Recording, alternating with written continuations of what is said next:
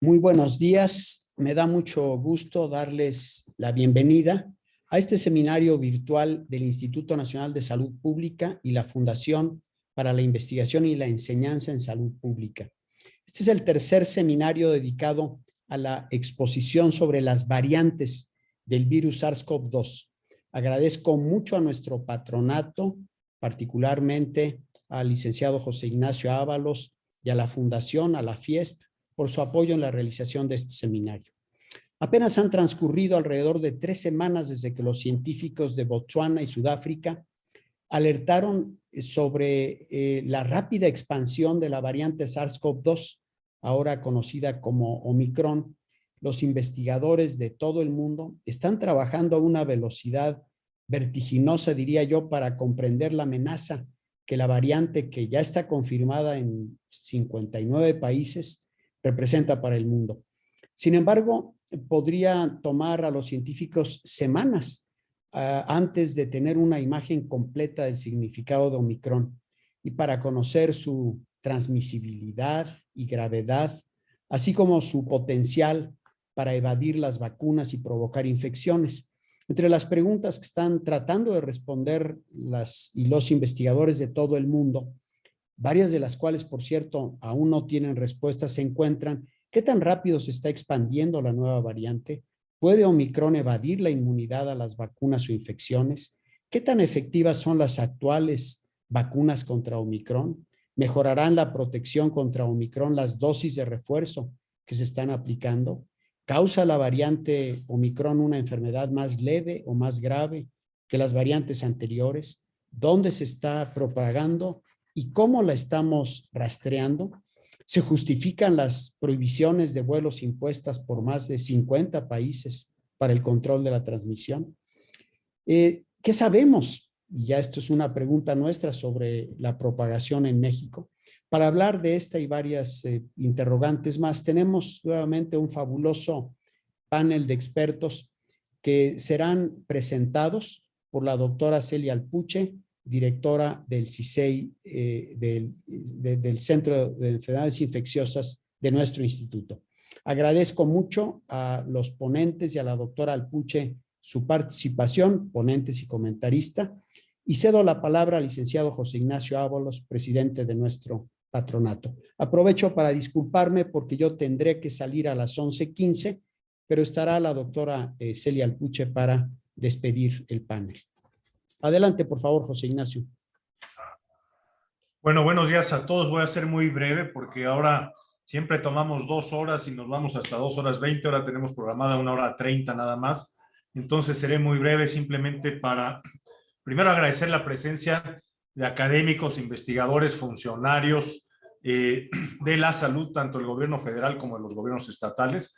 Como siempre, su compañía y participación en estos webinars es muy importante.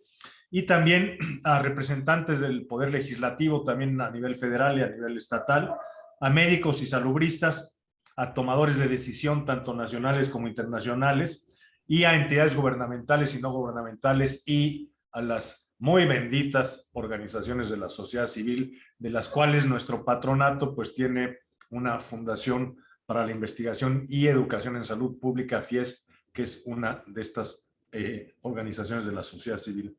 Gracias, Juan, gracias, Celia, otra vez por permitirnos, y gracias, Josué, por articular este tipo de webinars que tanto ayudan pues a que nos integremos y a que estemos todos mejor informados para tomar decisiones. Y agradezco también a todo tu equipo, Juan, en el instituto, que siempre con mucha generosidad apoyan al patronato, y a todos nuestros patronos que también, pues, sin ellos no podríamos existir como patronato para apalancar al instituto. Agradezco mucho su apoyo, participación y presencia en este evento. Y bueno, solamente comentar que en este año, este es el 7º webinar que organizamos en la Fundación para la Investigación y Educación en Salud Pública, FIESP, pero es el 3º que organizamos de variantes de COVID. El primero lo organizamos cuando aparecieron las variantes alfa, beta y gamma, y pues fue muy oportuno. El segundo justo cuando estaba apareciendo la variante delta, y ahora con Omicron dijimos, oye, pues no podemos cerrar el año sin tener este tercer webinar sobre variantes de COVID, quizá si lo hubiésemos hecho hasta enero ya sería muy tarde para tomar decisiones. Entonces, por eso nos dimos a la tarea de acelerar este webinar y de dar información con pues, los expertos, nuestros panelistas que nos acompañan hoy y comentarista. O sea que sin más, pues los dejo con ellos. Muchas gracias a todos otra vez. Bienvenidos y Celia, te paso la palabra. Muchas gracias.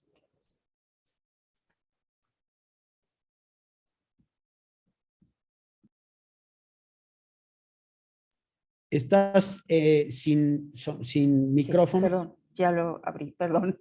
Pues muchísimas gracias, doctor Juan Rivera y licenciado Ábalos, por darnos este espacio para un tema tan importante y no podíamos cerrar el año sin hablar con ellos e informar a la población y a nuestros investigadores y profesionales que se unen a estos seminarios.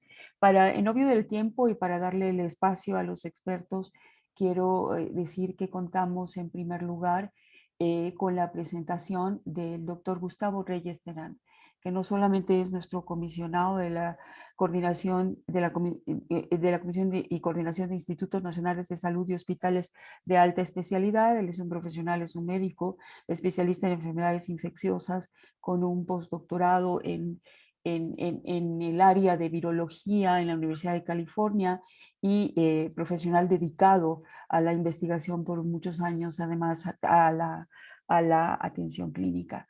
Doctor Gustavo Reyes Terán, muchísimas gracias por participar con nosotros, conociendo su agenda tan ocupada, y le damos la palabra para iniciar con estos comentarios y reflexiones sobre la variante de Omicron que tanta relevancia está cobrando en estos días. Adelante. Sí, muchas gracias, doctora Celia Alpuche, y gracias pues a todos los colegas y las colegas que participan en esta importante reunión. Es un honor haber sido invitado nuevamente para participar. Voy a presentarles, me tardé un poco en entrar justamente porque quería presentar los datos que han salido hasta esta mañana y que me parece que son importantes, y sobre todo ayer, cuando hubo varias reuniones importantes, incluyendo una de la Organización Mundial de la Salud, donde se analizaron pues las 3 características más importantes que deben de tomarse en cuenta cuando uno habla de una variante de preocupación, y que son la transmisión, la capacidad para evadir al sistema inmunológico y, en tercer lugar, la virulencia o la patogenicidad de la variante. Y lo que hoy ocupa pues es hablar de la evolución de Omicron. Tengo una presentación, Alfredo, si me la puede poner, por favor. Creo que no durará más de 15, 17 minutos cuando mucho. Y en lo que se carga, que me dicen que en 1 minuto o 2 minutos, voy a recordar mi participación en la última sesión que tuvimos aquí mismo, cuando hablé de para dónde iban las variantes, justamente, y en aquel entonces finalicé mi participación hablando de un trabajo extraordinario de investigadores de la Universidad de Rockefeller, como líder o como líderes de ese equipo de trabajo, los virólogos, tanto Paul Bieniasch como Michel Nussenzweig, y todo su equipo de trabajo, publicaron en Nature en la primera semana de septiembre un trabajo sobre el efecto que podría tener una proteína spike, la proteína contra la que van dirigidos los anticuerpos inducidos por una infección previa o inducidos por la vacunación. En ese entonces finalicé mi comentario diciendo que ese trabajo era muy importante porque además crearon en esa proteína Spike una serie de mutaciones y se dieron cuenta que con 20 mutaciones en la proteína Spike, todavía no existía Omicron, desde luego, con 20 mutaciones la respuesta inmune se vería muy comprometida. Y también en ese mismo estudio, como parte de la conclusión, dijeron cuando probaron los plasmas de convalecientes sin haber sido vacunados, luego de convalecientes y después vacunados, o de vacunados sin haber tenido nunca COVID, demostraron que, los sueros que contenían anticuerpos de las personas que habían tenido COVID y luego habían sido vacunadas, eran todavía capaces de resistir las mutaciones o el efecto de las mutaciones en la proteína Spike de SARS-CoV-2.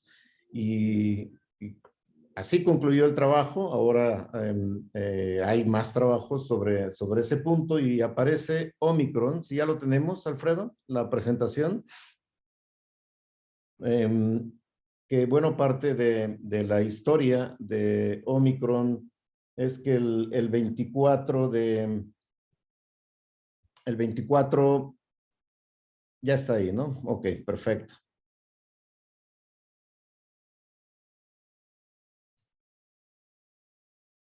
La siguiente, por favor. El 24 de noviembre y luego el 26 de noviembre, que fue lo que representa esta diapositiva, la Organización Mundial de la Salud lo clasifica como una variante de preocupación. Siguiente.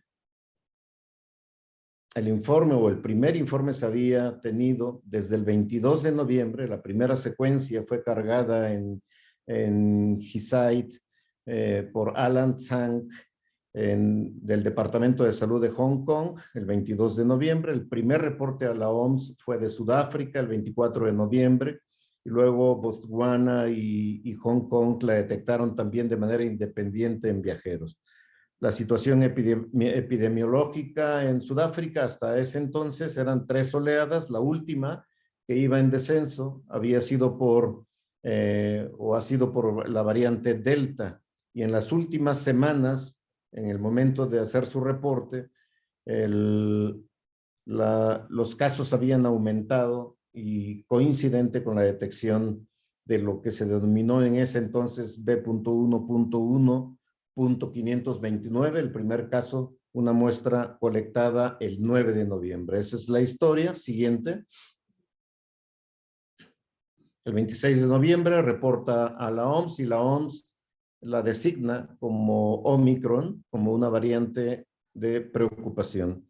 Un gran número de mutaciones, lo que fue muy llamativo y preocupante. De hecho, fue el motivo para este enorme y gran trabajo liderado por Tulio de Oliveira en Sudáfrica y que hace la rueda de prensa y comunica al mundo sobre la presencia de esta variante en Sudáfrica.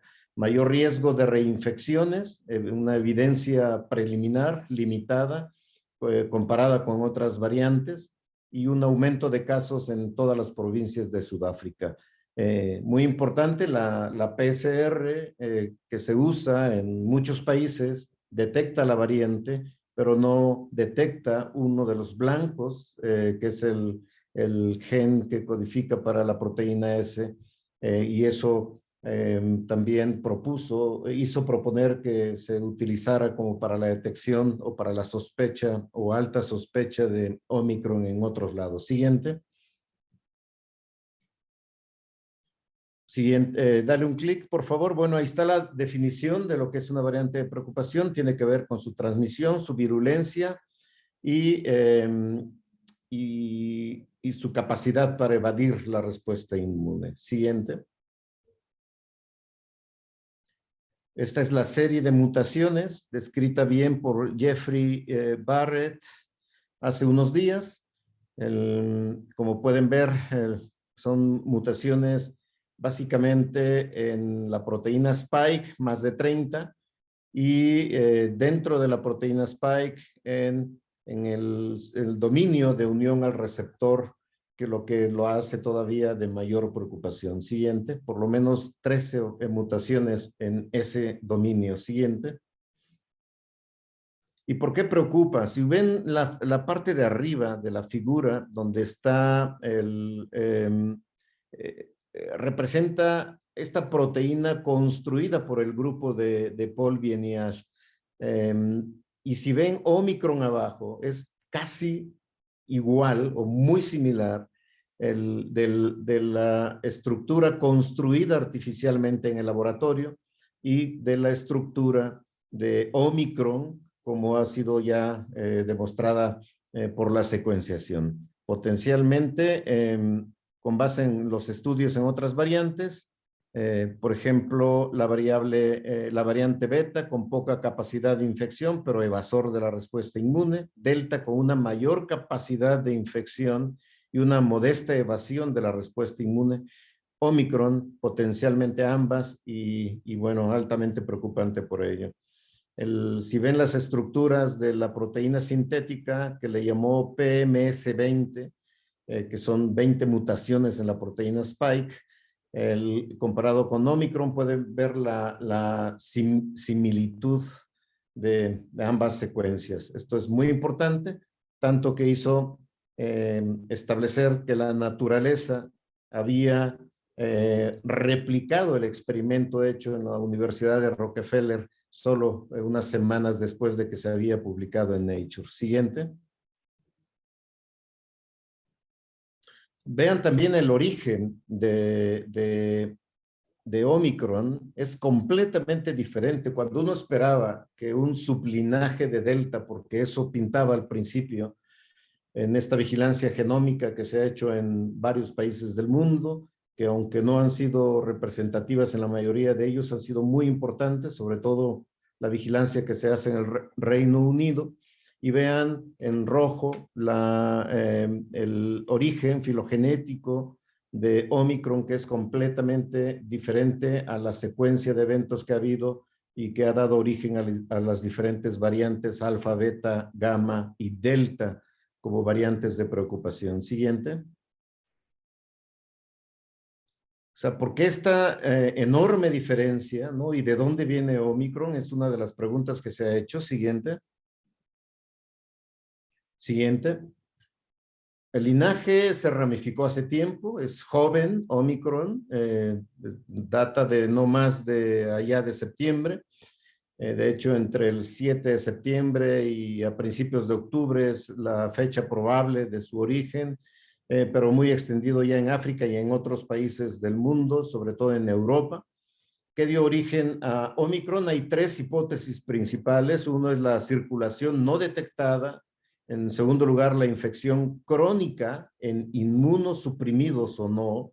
Y la tercera es que venga de un reservorio animal. Las tres hipótesis son interesantes. Ninguna se ha confirmado aún. Quizá la segunda y la tercera sean más plausibles. Siguiente. Sobre la circulación no detectada, es quizá la menos probable. Se trataría de un linaje más antiguo y seguramente hubiese sido detectada por la vigilancia genómica que se hace en muchos países. En cuanto a la infección crónica, es decir, la evolución en una persona inmunocomprometida, también se piensa que sería poco probable su no detección. Y esta hipótesis que ha cobrado mucho interés en los últimos días, que es la zoonosis inversa, es decir, que exista un reservorio animal. SARS-CoV-2 se ha observado en transmisión humana, animal, humana. Los ejemplos son los bisones en Dinamarca, también virus parecidos o en venados o en roedores y que han sido capaces de transmitirse en esas especies. Siguiente. Siguiente. Y en cuanto a la transmisión, lo que se lleva hasta ahora, uno es, ¿se transmitirá más rápido? La respuesta es sí en este momento, aunque se desconoce por qué exactamente. Una mayor transmisibilidad intrínseca, es probable que estas mutaciones que ha tomado, de las que se han demostrado en Delta, por ejemplo, también le confiera esa mayor transmisibilidad. Evade al sistema inmune, o la mayor transmisibilidad que parece observarse en este momento se debe a una intrínseca mayor transmisibilidad o a una evasión del sistema inmune, o lo más probable que es a ambos factores. En cuanto a la respuesta inmune, ¿evade la respuesta inmune? La respuesta es sí, sí la evade. Al 100% no, aparentemente no. ¿Qué tanta importancia puede tener aquí la vacunación y los refuerzos cuando se realizan los experimentos? Les mostraré los más representativos hasta este momento. Y en cuanto a la letalidad, si será muy letal, hasta ahora todo indica que no, y por tanto es fundamental disminuir la transmisión, sobre todo la transmisión comunitaria. Las personas vacunadas parecen tener una enfermedad más leve. Eso es lo que se lleva hasta este momento en cuanto a la variante Omicron. Siguiente. ¿Qué esperar y cómo interpretar los datos que emergen cada día? Datos in vitro, ex vivo y las observaciones epidemiológicas y clínicas que nos permiten saber en este momento cuál es la situación real. Aquí ven fotos tridimensionales de Delta y Omicron y abajo de Alfa y Beta, para que vean la cantidad de mutaciones descritas en rojo de Omicron comparada con todas las anteriores y cómo comparten muchas de las mutaciones que se han observado en Delta, Alfa y Beta. Siguiente, y otras más que no están ahí. Los primeros datos sobre respuesta inmune, bueno, se muestra que hay una disminución de la neutralización de Omicron por anticuerpos. La disminución es parcial, variable entre los diferentes ensayos. Hay ya cerca de 10 publicaciones. Todas ellas no se han publicado oficialmente en revistas con arbitraje, pero provienen de grupos muy importantes y se asume que la seriedad de esos experimentos y de los resultados son bastante aceptables. Y la inmunidad híbrida se mantiene bien también. Esto, como fue sugerido en lo que se observó en ese artículo seminal, desde mi punto de vista, de septiembre de la Universidad de Rockefeller, donde muestran que los sueros que contienen anticuerpos de personas que han tenido COVID y luego se han vacunado, todavía permite una neutralización de la variante, en este caso Omicron. Siguiente, lo vamos a ver más en esos experimentos. Los primeros resultados son estos de Alex Sigal, de la Universidad de Durban, en Sudáfrica. Utiliza virus vivos en su ensayo de neutralización, lo que es muy importante, es el estándar de oro en los ensayos de neutralización, y muestra una disminución de más de 40 veces la capacidad de los anticuerpos contenidos en el plasma de personas que recibieron solo vacuna en naranja y los que habían tenido COVID previo a la vacunación, que se muestra en verde, y se muestra claramente la diferencia en cuanto a la disminución de la capacidad neutralizante de los anticuerpos en uno y otro grupo de personas que han tenido COVID y se han vacunado, y los que no han tenido COVID y se vacunaron. Mostraron una disminución significativa en la actividad de neutralización, pero esto no fue un escape completo y la reducción fue menos en los sueros híbridos. Siguiente. Los estudios de Janine Kimpel,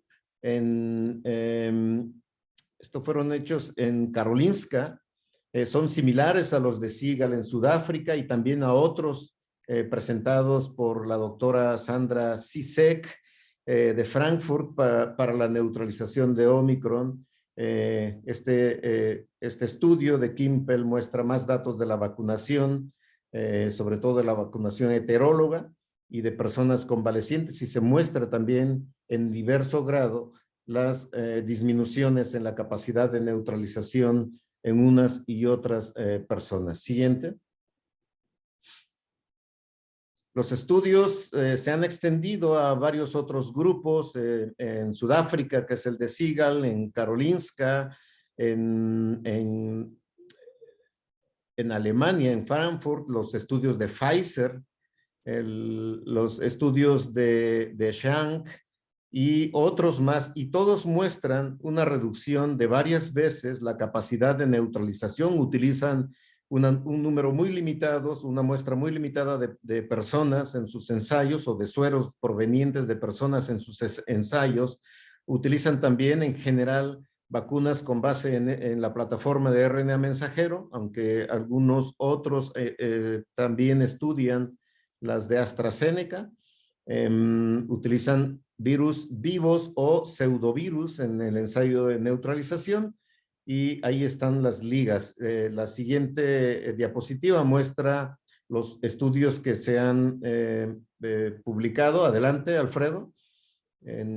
Más recientemente, que son estos otros 5 en otros sitios que han demostrado básicamente lo mismo. La reducción, que van desde 5 veces hasta 40 veces de la capacidad de neutralización de los anticuerpos provenientes de personas vacunadas e híbridas que han tenido COVID y vacunadas. Siguiente.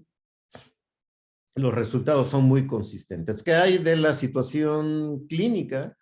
Estos datos son los de Londres exclusivamente, desglosados por fecha de obtención de la muestra y también por variantes. Muy probablemente así estarán varios países o muchos países del mundo en las próximas semanas, donde Omicron comienza a tomar el control de la nueva oleada pandémica, y haciendo a un lado aparentemente a Delta. Siguiente.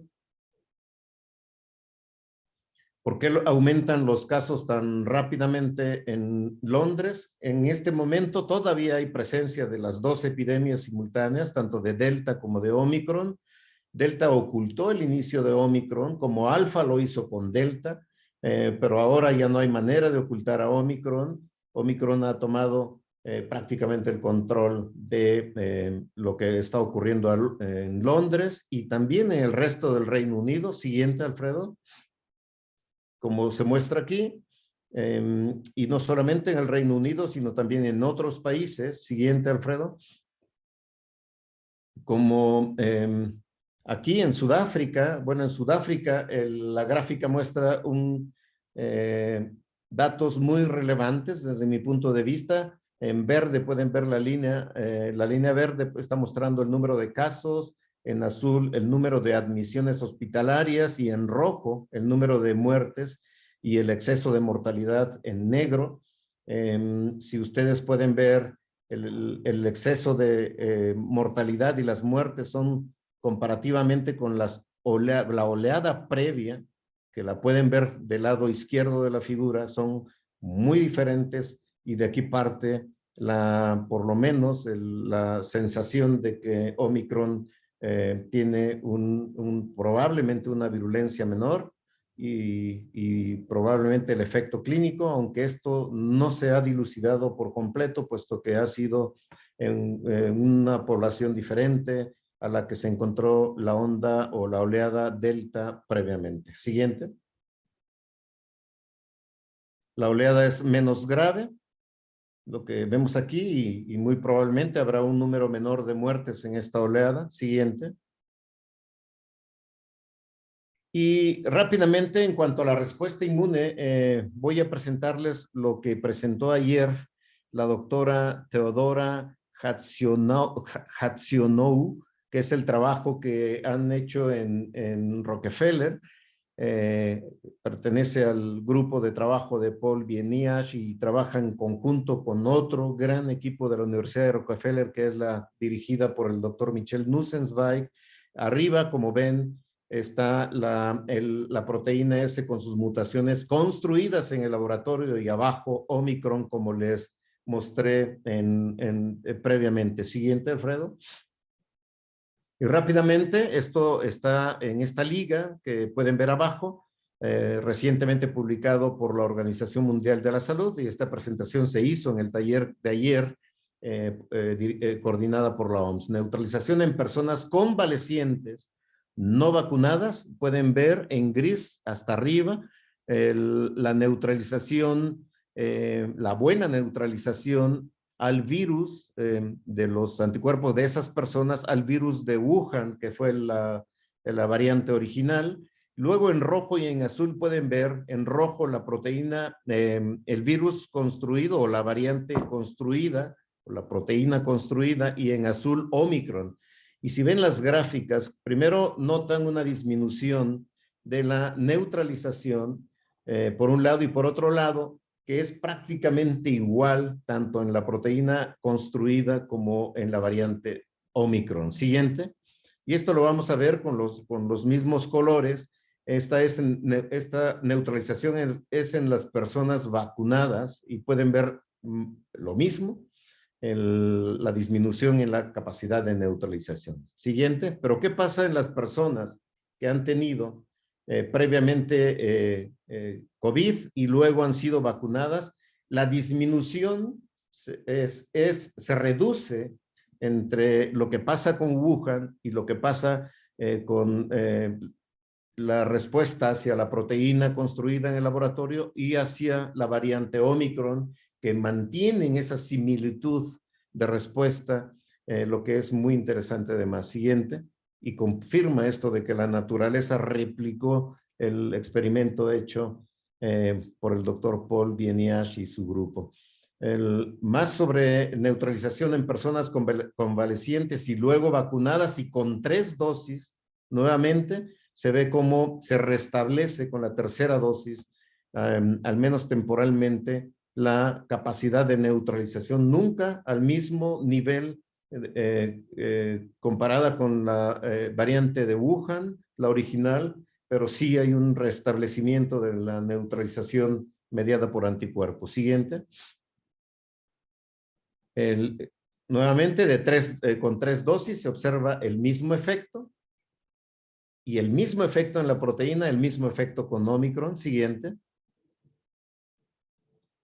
Y el efecto de refuerzo, más en observaciones clínicas, se nota que se restablece por lo menos al 75% de protección con el refuerzo utilizando Pfizer en este estudio en particular.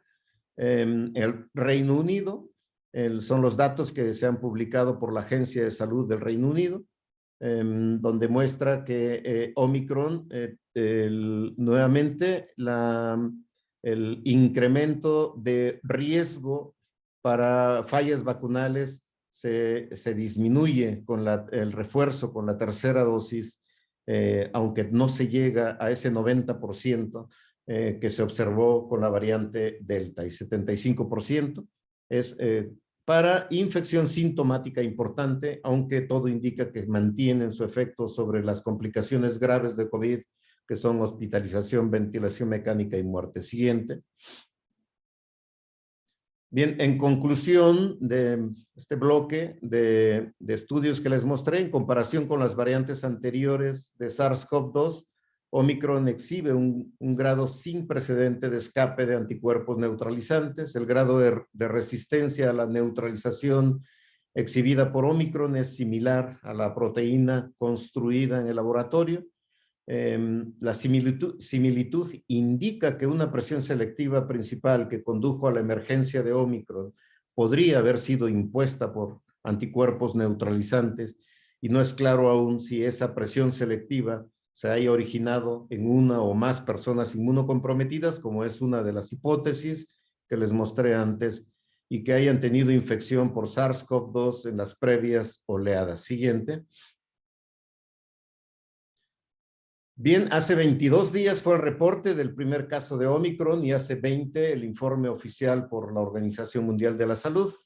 Aunque en ese periodo se conoce mucho más acerca de la transmisión, la capacidad de evasión de la respuesta inmune y la patogenicidad de Omicron permanecen todavía muchas preguntas cuyas respuestas aún no se conocen con precisión. La inmunopatología subyacente sigue siendo incierta. Ayer apareció un trabajo también en línea, más bien fue un reporte de prensa, como se ha acostumbrado con esta pandemia, donde se observa que en el tejido bronquial el Omicron parece tener una mayor replicación de muchas veces más, hasta 70 veces más comparada con la variante Delta, pero que en el tejido pulmonar parece que su replicación es menor comparada con la variante Wuhan, sobre todo hasta en 10 veces. Hay que tomar con cautela estos últimos resultados porque no han aparecido con mayor detalle, a diferencia de los que les he presentado aquí, que aunque no se han publicado, se saben ya los detalles de los resultados que se han presentado. Siguiente. Lo que es claro es que estar vacunados y potenciados es en este momento fundamental para disminuir los riesgos de infecciones, reinfecciones y complicaciones de COVID. Prevenir la transmisión es esencial para todos. Vacunación, uso apropiado de cubrebocas, reducir los contactos, ventilación de espacios e higiene personal son los 5 fundamentales conceptos sanitarios que debemos de tener en cuenta para disminuir el impacto que pueda tener Omicron en la población. La siguiente. Y simplemente voy a poner las conclusiones de todo el trabajo que se presentó ayer ante la Organización Mundial de la Salud. ¿Cuál es el significado con las evidencias que se tienen o de las evidencias que hasta ahora se tienen? Es prácticamente lo mismo que les he presentado. Los títulos de neutralización reducidos a Omicron sugieren que la eficacia de la vacuna se reducirá contra la enfermedad sintomática.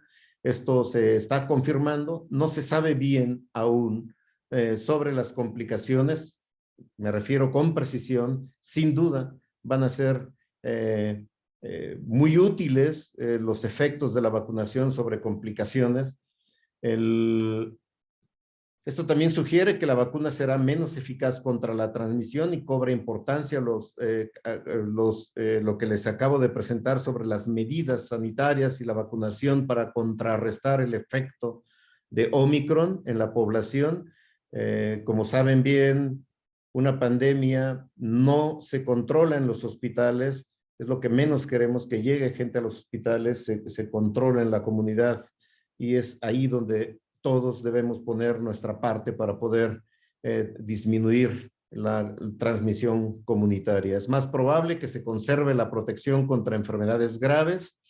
Esto también parece ser el caso con alguna posible reducción basada en los primeros datos de Sudáfrica que les mostré.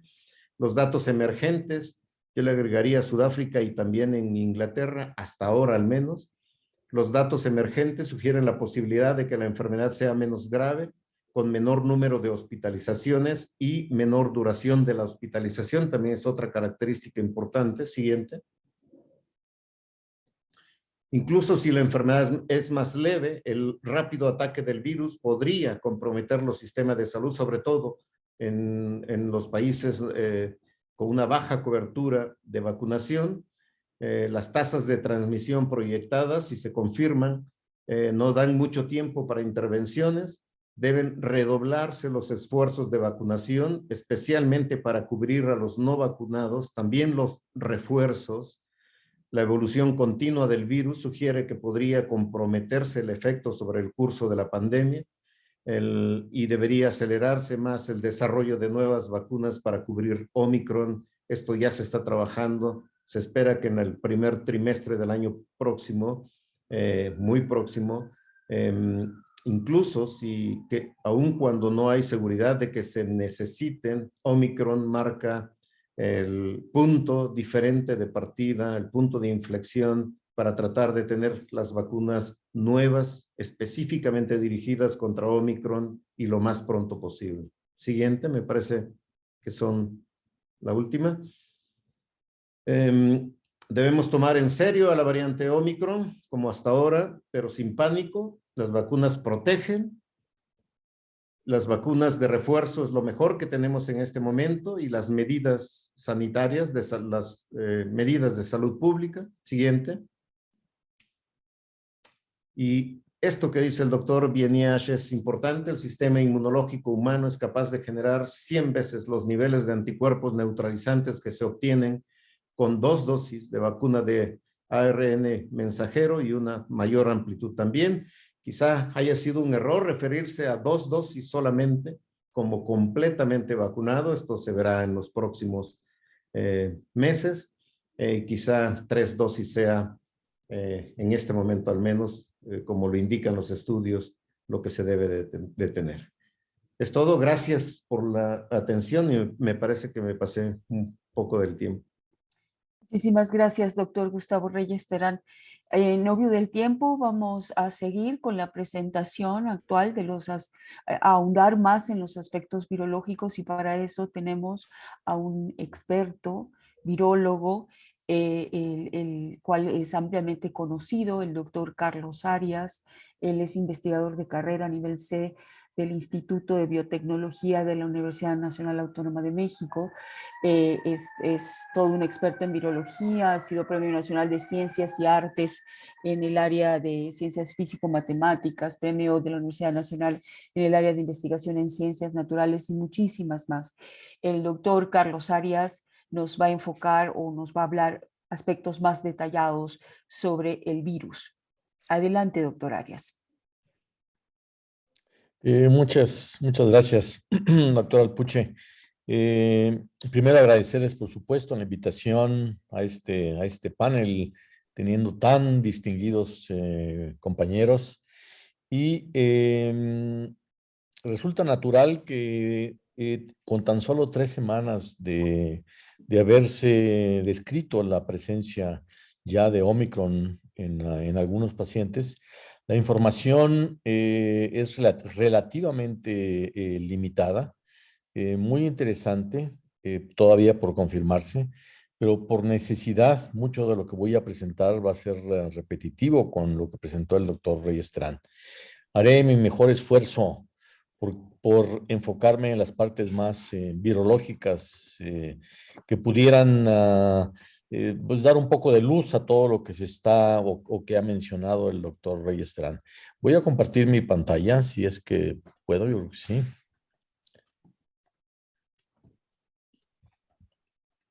Sí la ven, ¿verdad? Sí. Bueno, pues empezaría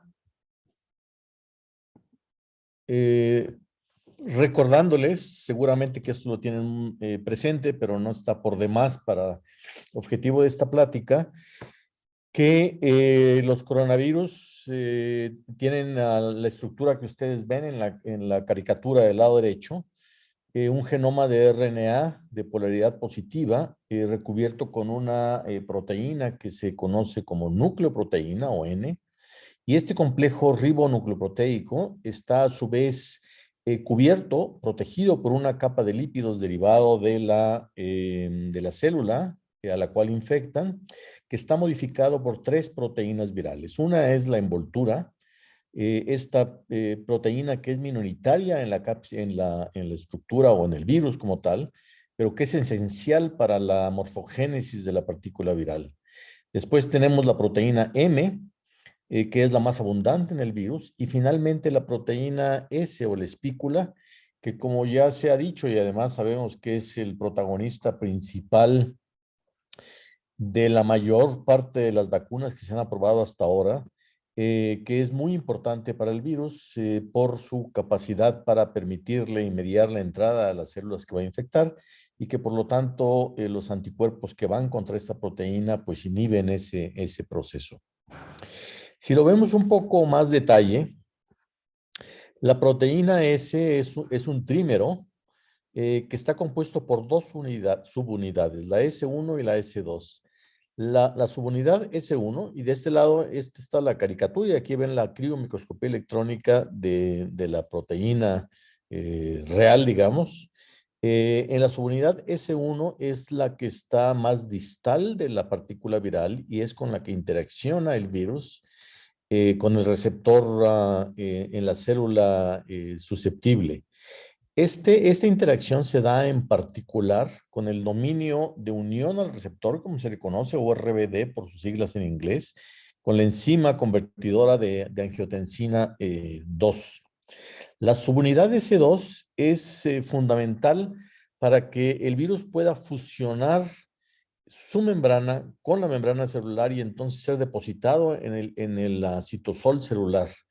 Y esto se da a través de un mecanismo de un cambio conformacional muy importante de estas unidades E2 que permite que esta región que se conoce, bueno, se conoce, es un péptido, parte de la proteína que permite la fusión de las dos membranas, que cuando se da este cambio conformacional, que es muy, muy grande, está en la parte más distal de la proteína. Para eso tiene que liberarse las unidades E1 para que el cambio conformacional pueda darse y el péptido de fusión se exponga.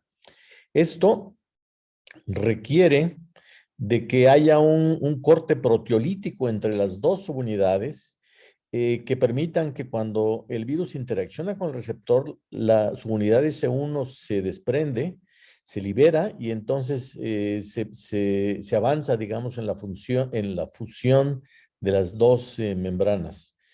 Ahora bien, este corte proteolítico ocurre en la gran mayoría de los coronavirus en una zona que se conoce como S2', que está justamente aledaña al péptido de fusión y que está conservada en la mayor parte de los coronavirus. En el caso del SARS-CoV-2, además de este sitio, existen varios, aparecieron durante la evolución, durante el proceso que haya ocurrido, que no sabemos dónde fue, la incorporación de varios aminoácidos básicos que hacen que este sitio polibásico permita al virus o lo haga susceptible al corte por furina. La furina es una proteasa que está presente en el Golgi. Entonces, la proteína se corta mientras está dentro de la célula y esto hace que la proteína salga ya preactivada cuando el virus emerge de la célula que infectó. Esto hace que sea mucho más eficiente la activación en el sitio S2 cuando el virus llega a la célula que va a infectar, y esta actividad está mediada por la proteasa de serina, una proteasa de serina transmembranal, que permite el que se active finalmente la infectividad de la proteína y del virus, por supuesto. Ahora, si vamos a las mutaciones que se han descrito en el genoma de Omicron, vemos que hay mutaciones en relación al virus original de Wuhan, mutaciones en todo el genoma. Sin embargo, claramente hay una densidad de mutaciones mucho más abundantes en la proteína, mucho más grande en la proteína S del virus. De tal manera que en cuando menos 75% de las secuencias virales se encuentran 28 mutaciones diferentes. 25 que son cambios de aminoácidos, cambios puntuales en la secuencia viral, pero además 3 de lesiones y una inserción. Y si nos enfocamos en la región que describí hace un momento como el círculo más rojo, más específico de unión al receptor, se han descrito cuando menos 12 cambios de aminoácidos. En la actualidad, como mencionaba el doctor De Marco, ya está el virus en más de 60 países y se han reportado ahora por criterios de secuencia un poco más de 3.500 casos o secuencias depositadas en la base internacional de GISAID. Ahora, si comparamos esto con el perfil de mutaciones de la proteína S en otras variantes de preocupación, podemos ver aquí en esta imagen, cada cuadro ejemplifica una mutación en un aminoácido particular de las diferentes variantes en relación al virus original de Wuhan. Los cuadritos morados implican que estas mutaciones son muy frecuentes en esos variantes, y como pueden ver, el número de mutaciones que se encuentran en la proteína S de Omicron es mucho más elevado que en las otras 4 variantes de preocupación, alfa, beta, gamma y delta. En general, tenemos un número de cambios en la proteína S que son mucho menores en alfa, beta, gamma y delta que lo que se ha encontrado en Omicron. Y también los cambios en el dominio de unión al receptor son muy limitados en las otras variantes de preocupación. Por supuesto, son cambios importantes, pero aquí, además de estos números, se añaden al menos 9 mutaciones que pueden tener efectos que no conocemos del todo hasta ahora. Y muchas de estas mutaciones de la variante Omicron, podemos ver que están localizadas en el dominio de unión al receptor, que son la región que está enmarcada aquí en amarillo, y también en el sitio de corte porfurina, que está enmarcada en este recuadro en rojo, y una mutación que es importante y que tiene que ver con algo que mencionó el doctor Reyes Terán, es esta deleción que existe de 2 aminoácidos en la posición 69-70 de la proteína S, que provoca una falla en el diagnóstico del virus por los ensayos de RT-PCR. Y esto ha servido como un marcador. Normalmente en los métodos diagnósticos se utilizan 2 o 3 juegos de prímeros, digamos, que amplifican diferentes regiones específicas de los virus, los cuales siguen reconociendo la presencia de SARS-CoV-2, pero en este caso la presencia de esta lesión hace que haya una falla en la detección que ha servido como guía también para determinar la presencia sin necesidad de hacer la secuencia hasta ahora, lo cual hace que sea muy presumible que es la variante Omicron, aunque no lo prueba. Bueno, ¿cuál es el posible efecto biológico de estas mutaciones? Se concentran, bueno, diría que la mayor parte de las mutaciones están en la superficie de la partícula viral, en particular en la superficie de la proteína S, y están a lo largo de en todas las diferentes partes de la proteína S, pero hay 3 que sabemos cuando menos que son muy importantes.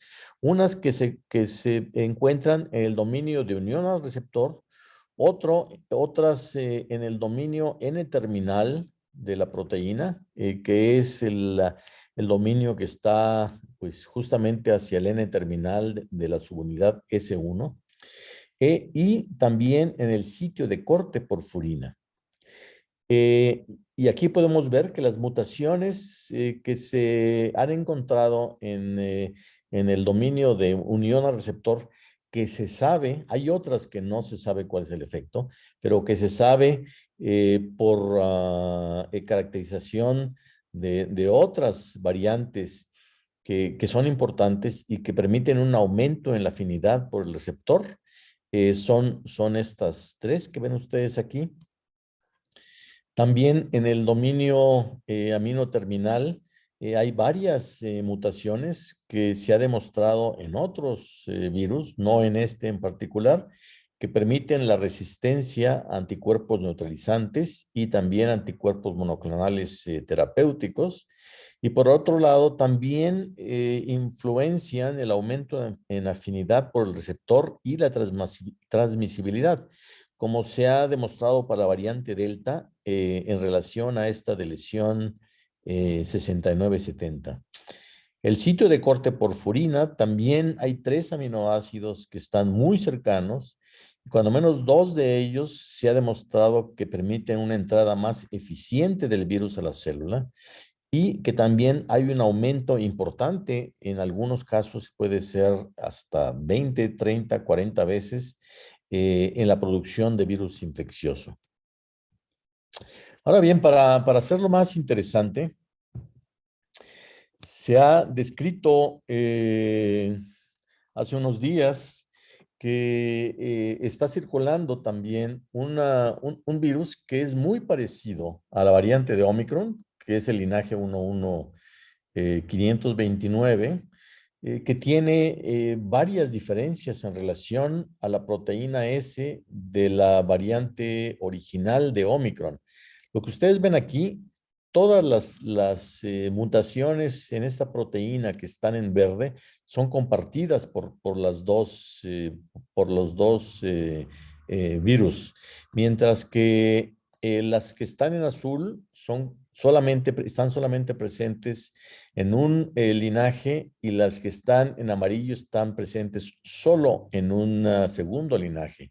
Esto ha hecho que se proponga que existen dos sublinajes de Omicron que se han denominado BA1 y BA2.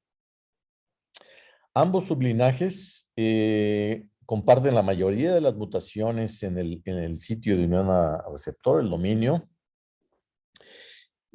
Ambas también tienen dos mutaciones adyacentes al sitio de corte porfurina y también está presente la deleción en una proteína no estructural que se ha reportado para otras variantes de preocupación que se sabe o se ha propuesto que tienen que ver con resistencia a la respuesta inmune innata.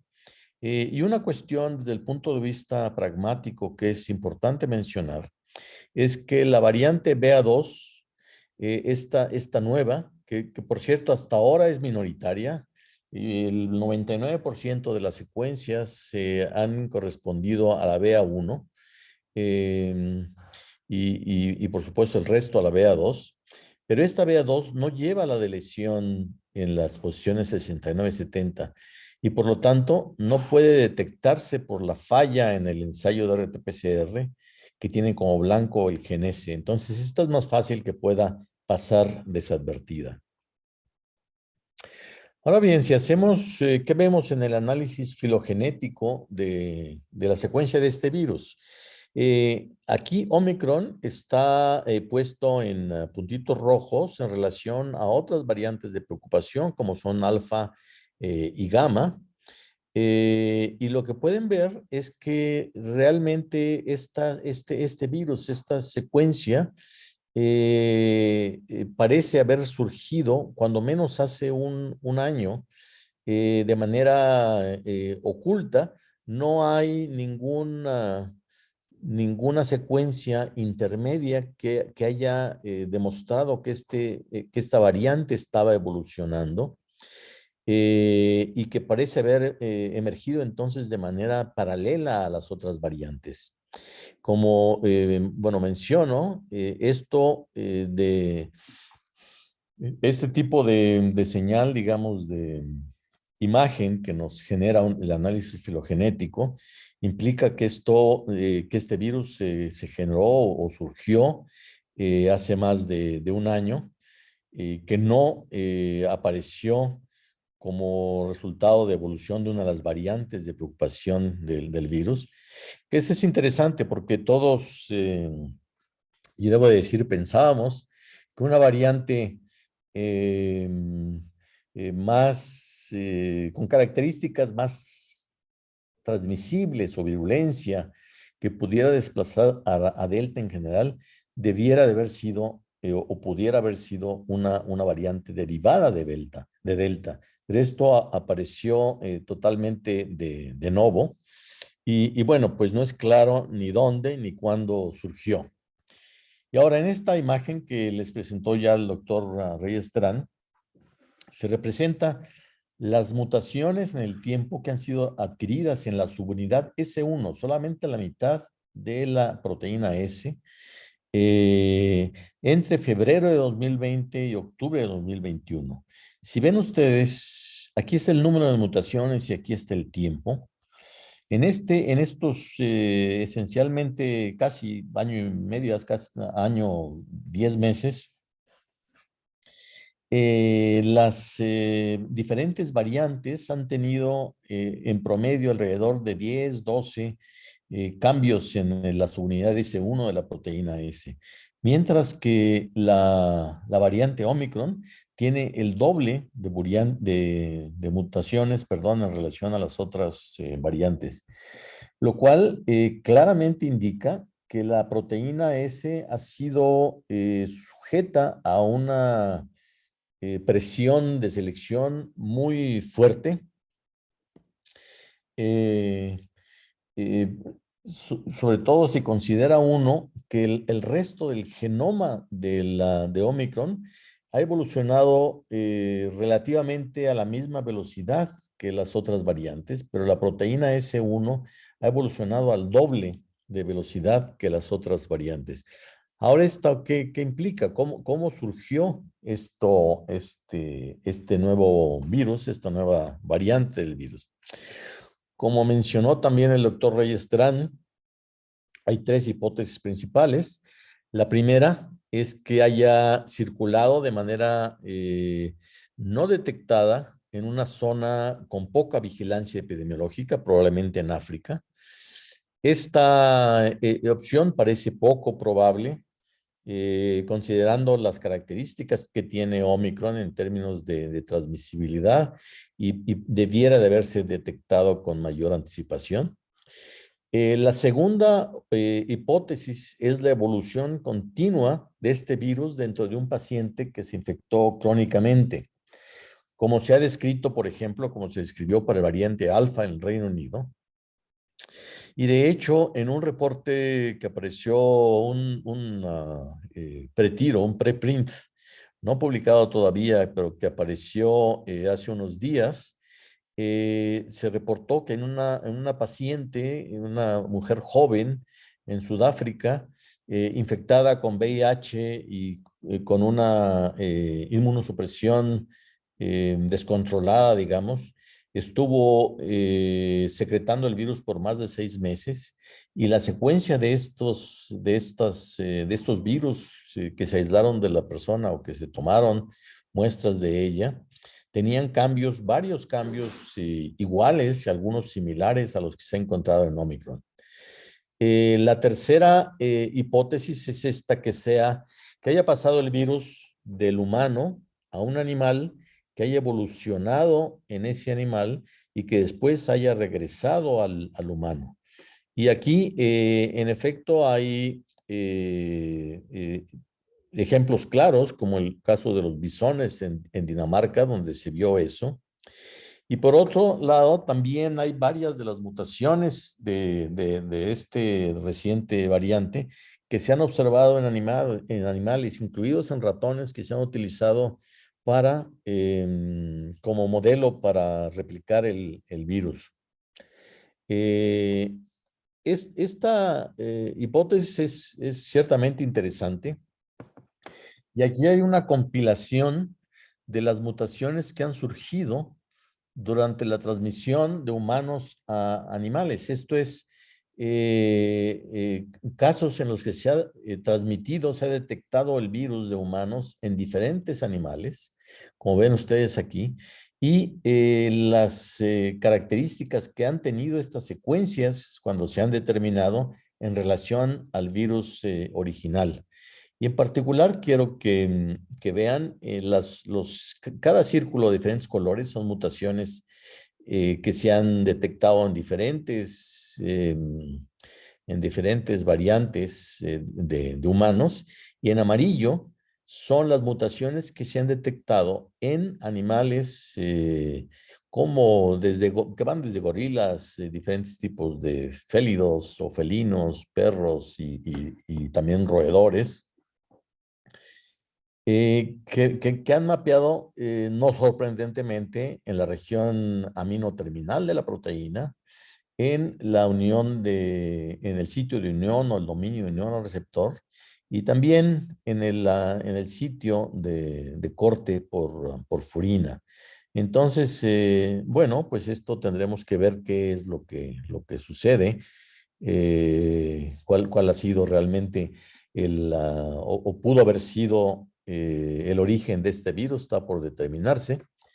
Y en resumen, diría que Omicron parece ser, y esas son observaciones muy preliminares, es importante decirlo, que surgió a mediados de 2020, fuera del radar de la vigilancia genómica, independientemente de la manera como la haya hecho, y que evolucionó durante ese tiempo muy rápido, como resultado de una fuerte presión de selección en la proteína S en particular, considerando que el genoma en general ha evolucionado de manera similar a otras variantes.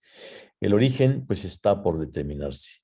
Y hay otras conclusiones en relación a la respuesta, a la capacidad de la respuesta inmune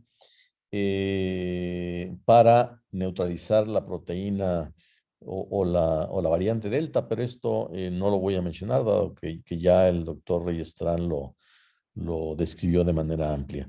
Y con esto terminaría la presentación. Muchas gracias. Muchísimas gracias, doctor Arias. Vamos a darle la palabra ahora a la maestra Gisela Barrera Vadillo. Ella es química farmacobióloga y maestra en ciencias y es la jefa del Laboratorio de Virus Respiratorios del INDRE y la Red de Laboratorios Estatales de Salud Pública. Gisela tiene una amplia experiencia ya de varios años coordinando toda esta red de laboratorios, además de ser nuestro contacto para los laboratorios de referencia para esta red de diagnóstico de virus respiratorios, tanto en la región de América como el contacto internacional a través de la Organización Panamericana de la Salud y la Organización Mundial de la Salud. Tuvo un papel muy relevante tanto en pandemia de influenza de 2009 y ahora también en la coordinación y todo el proceso de diagnóstico que desarrolló el INDRE y la Red de Laboratorios Estatales de Salud Pública para el diagnóstico de COVID-19 y cómo lo han ido adaptando a través del tiempo. Gisela, adelante para que nos platiques cómo son estas redes de vigilancia, qué ha hecho México, cómo ha modificado esta vigilancia para estar pendientes de Omicron. Adelante. Muchas gracias, doctora Celia, por la presentación y también muchas gracias por la invitación. Voy a compartir mi presentación.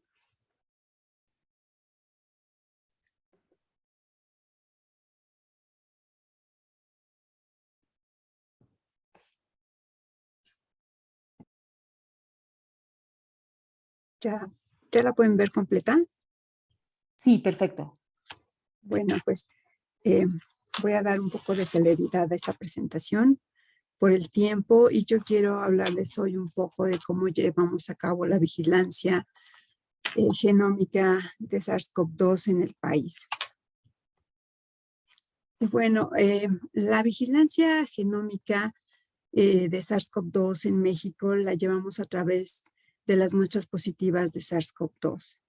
Estas muestras positivas se eligen a través de criterios que están establecidos en los lineamientos para la vigilancia genómica y estos ustedes los pueden encontrar en el lineamiento estandarizado para la vigilancia epidemiológica y por laboratorio de enfermedad viral.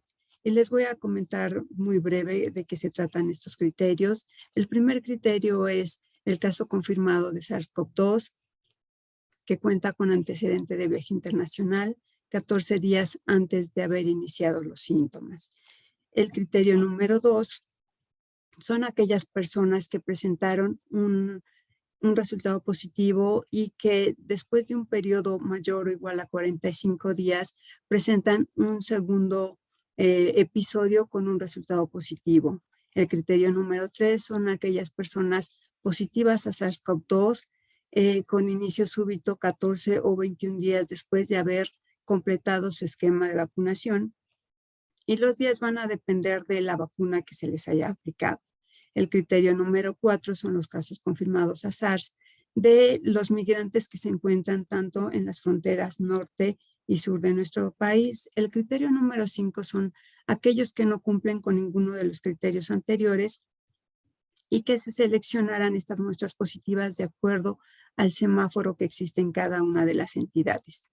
El criterio número 6 son los confirmados positivos a SARS que presentan alguna inmunosupresión y el criterio número 7 son aquellos que positivos que se encuentran en lugares confinados como son asilos, orfanatos o centros de readaptación social.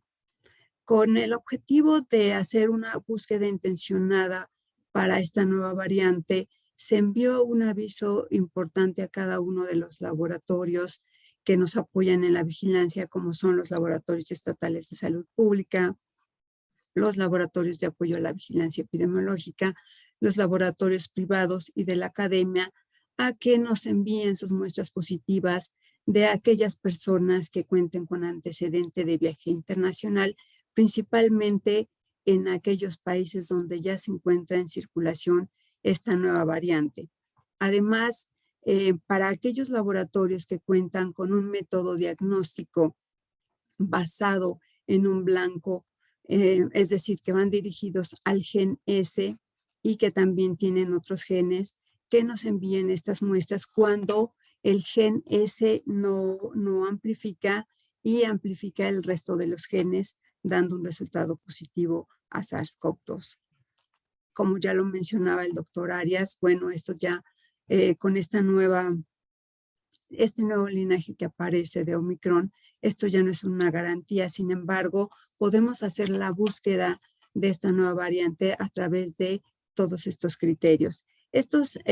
Cuando se encuentra una muestra con un antecedente de viaje, una muestra positiva de una persona con antecedente de viaje, se manda de manera inmediata a los laboratorios que realizan secuenciación.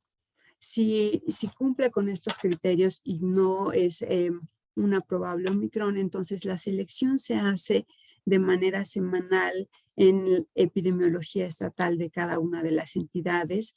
Ellos hacen la búsqueda de las muestras positivas que cumplan con todos estos criterios y envían el listado a los laboratorios estatales y a todos los laboratorios que participan en esta vigilancia. Una vez que los laboratorios seleccionan estas muestras a partir de su banco de muestras, las envían a cada uno de estos laboratorios que apoyan en la vigilancia genómica. Una vez que estos laboratorios ya tienen sus secuencias, ellos las van a depositar en este banco, en este sitio que se llama GISAID, que es una iniciativa global que se creó hace varios años para el depósito de las secuencias de influenza y que ahora ha sido de mucha utilidad para el depósito de SARS-CoV-2. Desde el 10 de enero de 2020 hasta el 15 de diciembre de 2021, México ha depositado 39,462 secuencias. Y así como México hace esta tarea ardua para la vigilancia genómica, también existen otros países que también hacen lo mismo. Y en esta diapositiva quiero presentarles cómo se conforma la red de vigilancia genómica en la región de las Américas, en donde México también participa como un laboratorio de referencia de secuenciación. Y podemos observar que hasta el día de hoy esta red ha contribuido con 175,890 secuencias genómicas y donde los países que más han aportado son Brasil con el 45% y 22% México. En esta región de las Américas existen tres tipos de laboratorios que hacen secuenciación: los que hacen secuenciación en su país, los que hacen secuenciación externa, es decir, que envían sus muestras a los laboratorios de referencia de secuenciación, y aquellos laboratorios de referencia que tienen la capacidad para procesar la secuenciación de su país y además recibir muestras en apoyo de otros países. Y bueno, con todas estas secuencias depositadas que hasta el 15 de diciembre de todos los países se han depositado en GISAID 6,128,203 secuencias. Y bueno, toda esta información que se aporta de cada uno de los países es de gran utilidad y el objetivo principal es poder dar respuesta a esta pandemia. Con todas estas secuencias que se depositan diariamente en GISAID, se han hecho estudios y se puede observar cómo este virus ha presentado cambios a lo largo de su genoma y, como bien lo decía el doctor Arias, en el gen de espícula que codifica para esta proteína de superficie, es donde más se han observado estos cambios. Y bueno, también se hacen análisis filogenéticos que ayudan a dar un mejor conocimiento de los cambios que está sufriendo este virus. Y en este árbol filogenético podemos observar cómo desde inicios de la pandemia este virus ha presentado cambios que hace que se agrupen, se vaya agrupando en diferentes clados, y vemos también que a finales de diciembre del 2020 comienzan a aparecer estos clados con mutaciones muy características que se han denominado variantes. Ya no voy a andar mucho en las variantes porque ya los que me precedieron ya hablaron mucho de cuántas variantes están circulando. Y me voy a enfocar en el panorama mundial. Gracias a toda la información que se deposita en GISAID, podemos observar en cada uno de los países cuáles son las variantes que están circulando, y podemos ver de manera muy general que Delta es una variante que está predominando en todo el mundo. Sin embargo, vemos que en rojo ya se están presentando Omicron en algunos países. Y aquí en este gráfico vemos cómo a lo largo del tiempo han ido apareciendo estas variantes. Aparece alfa, después beta y gamma, y después delta, que predomina sobre todas las anteriores. Y bueno, vamos a ver cuál es el panorama de Omicron. Como ya bien decían, Omicron se identifica a principios de noviembre en Botswana, y en pocas semanas, como también lo mencionaban, ya lo encontramos actualmente en 59 países, y actualmente en GISAID tenemos 5,535 secuencias depositadas exclusivamente para Omicron. Y aquí quise presentarles el ejemplo de la primera secuencia de Omicron depositada en GISAID, que fue de un paciente residente de Sudáfrica que llegó a un hospital privado en el Estado de México, y que se confirma, primero se detecta esta falla en el gen S, y posteriormente se corre con otro PCR que nos ayuda a identificar preliminarmente Omicron. Una vez que ya teníamos esta Omicron, ya se estaba llevando a cabo la secuencia, se confirma la secuencia, y entonces se hace el depósito de esta secuencia en GISAID. Actualmente México ya tiene 3 secuencias depositadas en GISAID, una de este paciente que les comenté, y 2 de un laboratorio privado que envió sus muestras a uno de los laboratorios que realiza vigilancia genómica, y actualmente tenemos ya 3 casos en México. También quiero presentarles este panorama de cómo están las variantes en la región de las Américas, y podemos ver que tanto en Norteamérica, Centroamérica, el Caribe y Sudamérica está predominando Delta. Y bueno, vamos a ver más adelante cómo se comporte con la alta transmisión que ya tenemos de Omicron. Y bueno, en México, en el mapa que ustedes pueden observar, lo que está predominando actualmente es Delta. Como se ve en el gráfico, Delta ha predominado sobre las otras variantes, que es muy parecido al panorama mundial que tenemos. Y actualmente, ya les decía, tenemos 3 casos confirmados de Omicron, y actualmente el INDRE ha recibido 8 casos sospechosos, 1 de Sinaloa, 1 de Coahuila, 1 de Tamaulipas, 2 de Jalisco, 1 de la Ciudad de México, 1 de Quintana Roo. Y de esos 8 casos sospechosos, únicamente hemos confirmado el del Estado de México.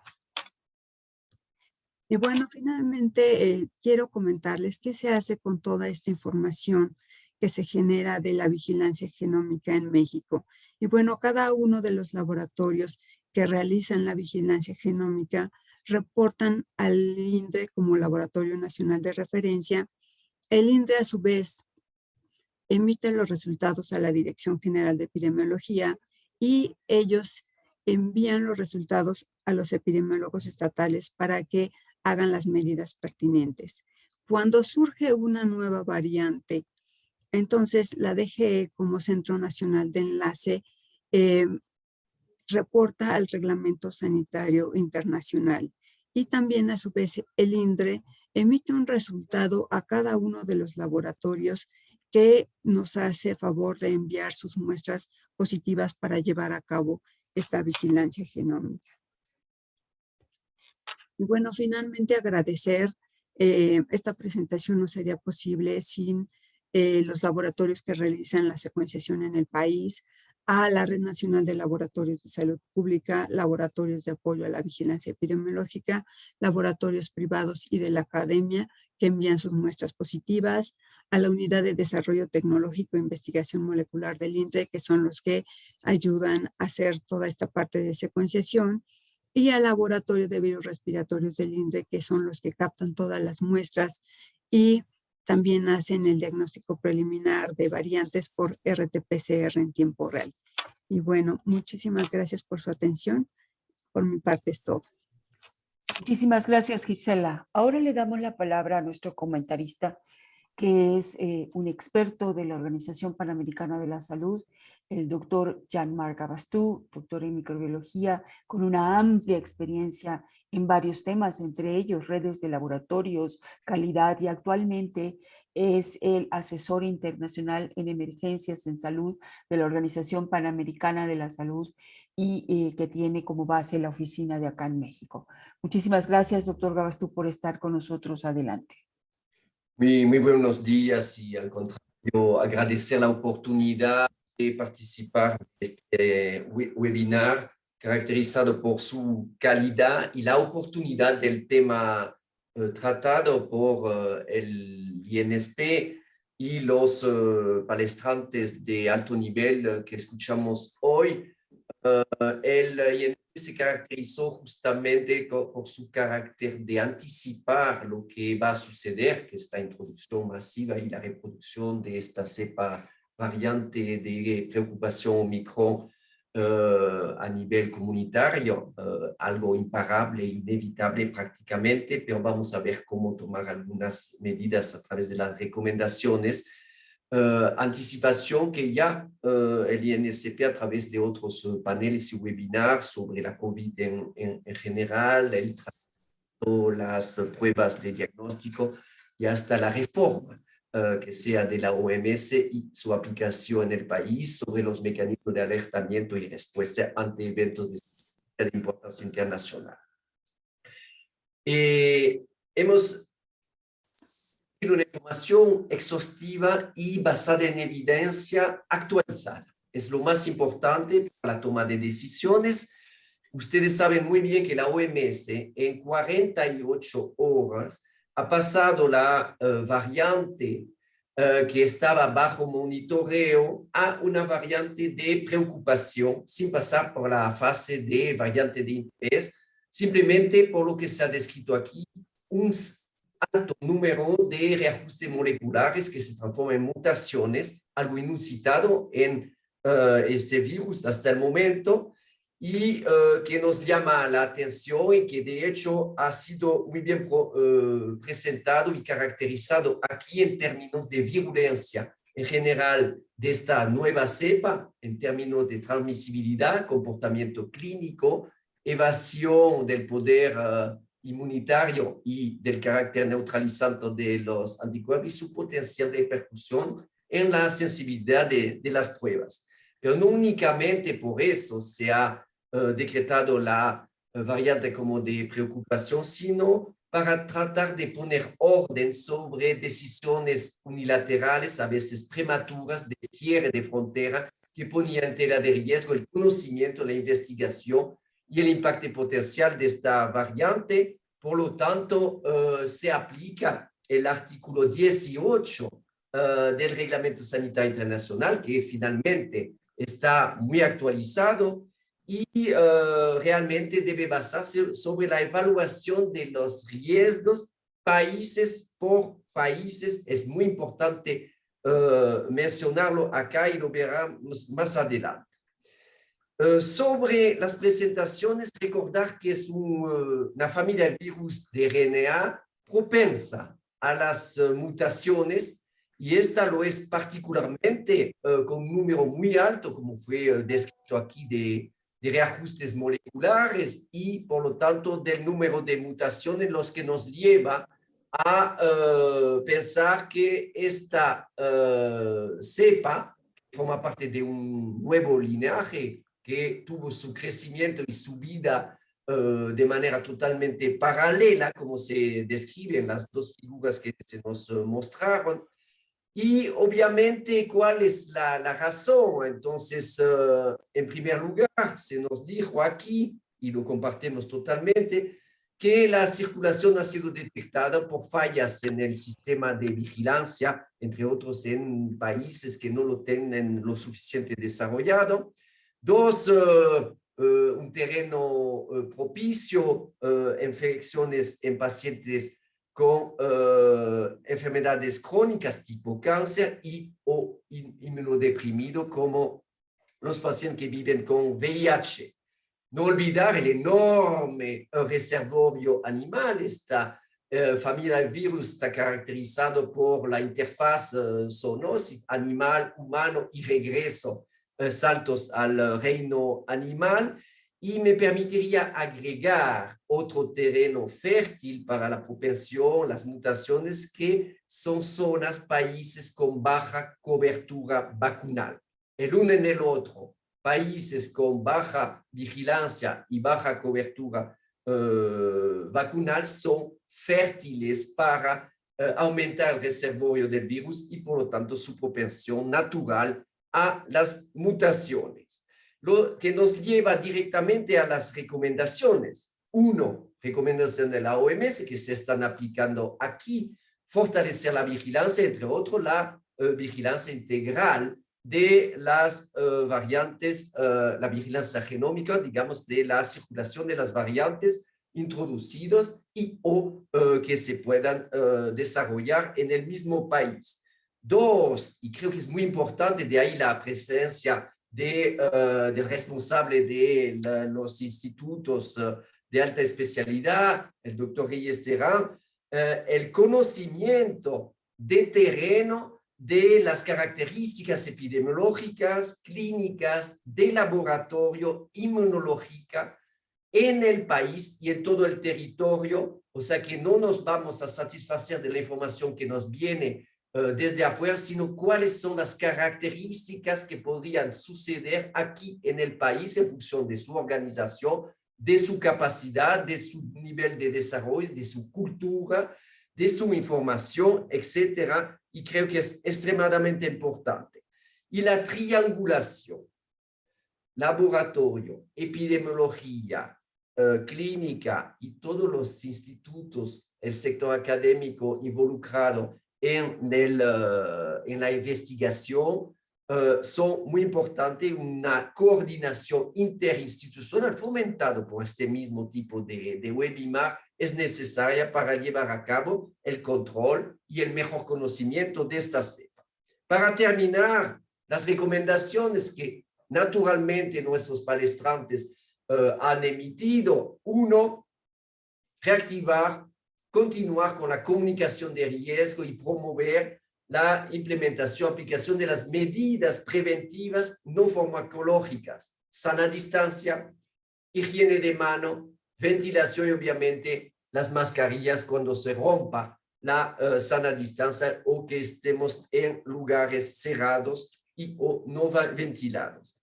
Y dos, de la mano, promover la vacunación, completando los esquemas, recuperar a los rezagados, convencer a las personas que se resisten a vacunarse, acompañado nuevamente por una intensa campaña de comunicación de riesgo, reforzar la vacunación en grupos de riesgo. Y creo que es una buena noticia. Nuestro director general, ayer, Tedros Ghebreyesus, abrió la puerta a que se refuerza la vacunación en grupo de riesgo, algo todavía por confirmar. Sabemos ya que los laboratorios trabajan sobre nuevos candidatos vacunales que pueden responder a la emergencia de nuevas variantes, entre otros la Omicron, y sabemos también que las nuevas vacunas de RNA mensajero de un lado y también con proteínas recombinantes son más flexibles para esta adaptación ante las nuevas variantes que puedan suceder. Aquí saludamos y también queremos promover la incorporación del grupo técnico asesor de vacuna contra la COVID para adaptar la respuesta del país de manera preventiva a las recomendaciones internacionales, recordando que la vacuna salva vidas. Si aún tiene un efecto limitado sobre la transmisión de persona a persona, ahí somos nosotros los mismos responsables aplicando las medidas no farmacológicas. Por lo tanto, terminamos aquí con un satisfacción. Muchas gracias a los palestrantes, muchas gracias al INSP por organizar este evento que a la final fomenta los acuerdos y el trabajo en conjunto interinstitucional. Es cuanto para mí. Muchísimas gracias, doctor Gianmarco Abastú. En realidad hemos abarcado casi todos los aspectos y se han contestado la mayoría de las preguntas que nos se hicieron a través del chat de preguntas y respuestas. Algunas han quedado sin contestar, pero por obvio del tiempo tenemos que retirarme. Agradezco enormemente a los ponentes, a nuestro comentarista, porque de manera urgente pudieron responder a esta solicitud de estar con nosotros y darnos la mayor actualización posible sobre esta variante. Solo resta decir que lo que tenemos que hacer es seguir cuidándonos como hasta ahora, con las medidas no farmacológicas, como decía el doctor Gianmarco Abastú, seguir avanzando mucho más de lo que afortunadamente hemos podido avanzar en el país en vacunación y seguir cuidándonos todos unos a otros. Muchísimas gracias a todos y muy buenos días. Muchas gracias.